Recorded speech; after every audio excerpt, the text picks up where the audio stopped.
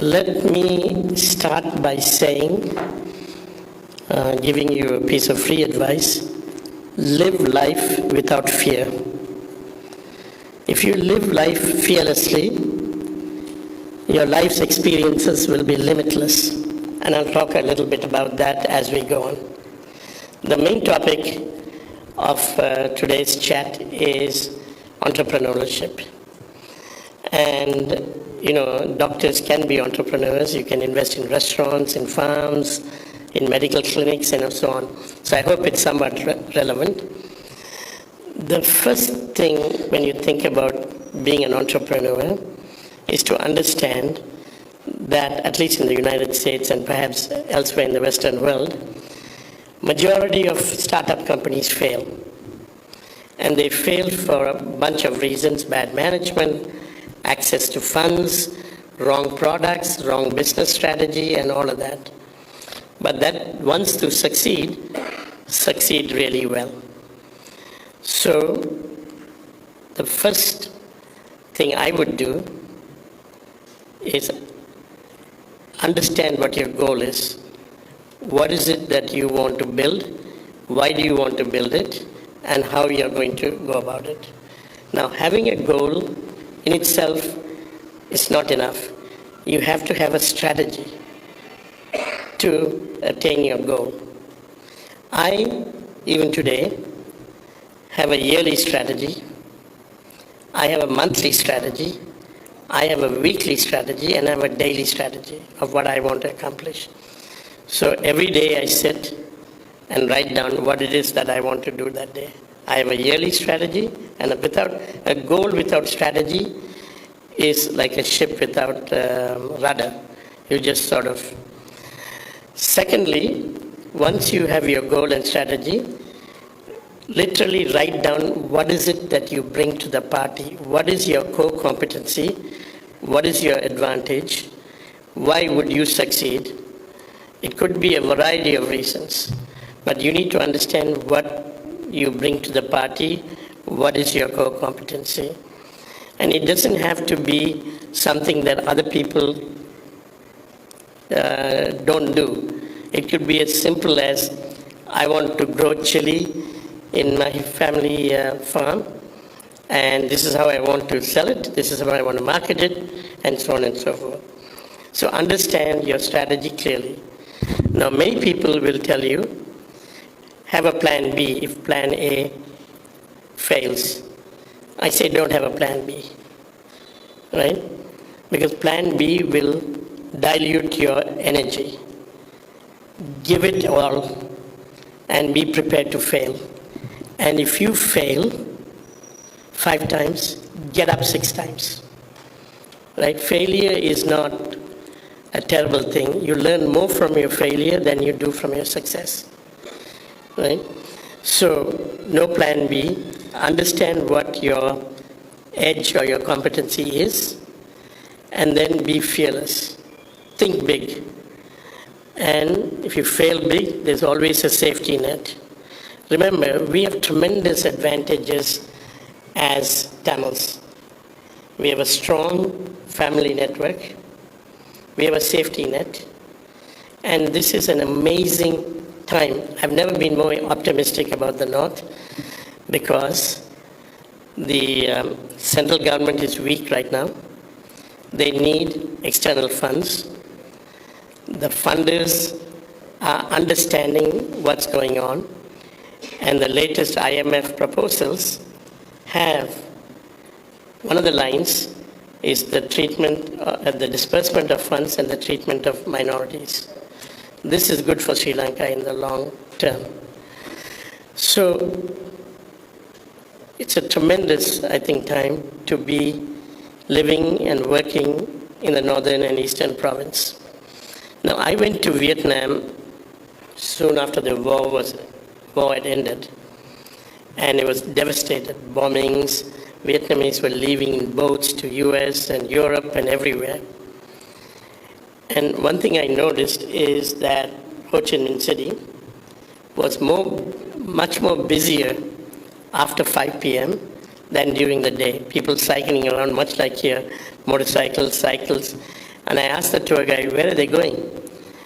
And they were going to learn. They were going to better themselves. And today, Vietnam is the fastest growing economy in Asia, growing at 8%. Right? Better than China, better than Singapore, better than Malaysia. And the energy of the people was evident at that time.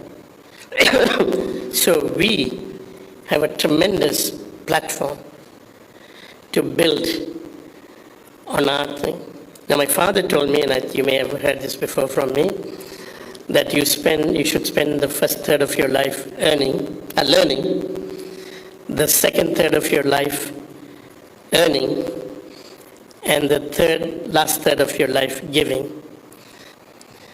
Now, in my life, I've been fortunate to do fairly well in life, and I've also experienced living in a room with 3 pairs of clothes in prison in Boston. And if a man's life is measured by his varied experiences, I would hold myself against anybody. One time I was flying in private jets, and at that time I was, by myself in a room. I could have avoided this if I cooperated with the US government and pointed fingers at other people. But then I couldn't have lived with myself. I had so many offers to cooperate and falsely point my finger, because the unique thing of the US justice system is they charge you, they want high-profile guys, and you can negotiate and point fingers at somebody else and they let you go. I had that offer. But I didn't do that. I spoke to my wife, and she said, thankfully, that even if we have to go live in a 1-bedroom apartment, she's prepared to do that with my 3 children. I spoke to my father, and my father said, if you didn't do anything wrong, fight this. Do not cooperate and do not be like Judas, or do not point fingers. And I have no regret, not one bit of regret. They fined me, I didn't make any money. They trumped up charges. They fined me in total about $250 million, right? But I'm standing, I'm smiling, I'm in my own country with my own people, and life is very good for me. My experience, I've learned more from my failures than from my success. Let's say I win at something, I move on to the next thing. But if I lose, I sit and analyze it. Why? So I'm in the investment business. Every year, I make money in some stocks and I lose money in stocks. At the end of every year, I sit and look at the 10 most losses I've had. I don't look at the winners. And I try to learn from why did I buy this stock and why didn't I sell it at the right time.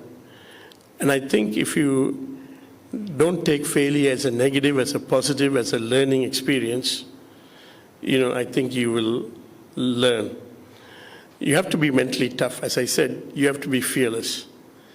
And you can't live life scared. I think my fearlessness came from my father. He was born in Vadamarachi, in a small town near Point Pittru called Alvai. And he was son of a Tamil teacher, headmaster. Luckily, he was the first from his village to go to university. And when he went to university, after he graduated, he didn't have any connections. In Sri Lanka, many times you have to have connections to get things done. He applied for a scholarship to study accountancy in England. He went to England. When he came back, part of the deal was he had to work for the government. He came back in 1957. In 56, they instituted the single-only policy. But that wasn't what he had signed up for. So he came back to the government and said, I'm not going to learn Sinhalese because that was not the agreement. And they said, you have to pay back 5 years' worth of expenses of living and studying in London. He said, okay. At that time, and he quit. At that time, his net worth was zero. Now he was negative something or other. And I used to ask him, why did you do that? And he said, because it's wrong. That was not the agreement. If it was the agreement, he would actually learn Sinhalese and do that, right?